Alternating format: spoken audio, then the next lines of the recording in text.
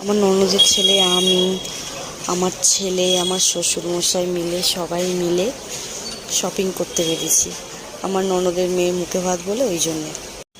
আমার আমি জানি না কতটা আমি শপিং করতে ভালোবাসি কি না, কিন্তু আমার ননদ এত ভালোবাসে শপিং করতে যে ধারণার বাইরে।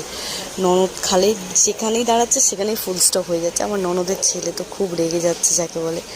আর আমার ননদ এই চশমাগুলো পছন্দ করছে যে আমার ছেলেকে কোনটা মানাবে, তো একটা কিনে দিয়েছে আর কি। তোমাদের দেখাচ্ছে কোনটা কিনে দিয়েছে। দেখো আমার ছেলেকে, দেখো দাঁত বের করে হাসছে।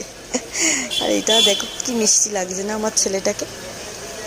আর একটা দেখো শেষমেশ একটা লাল রঙের চশমা কিনে দিয়েছে।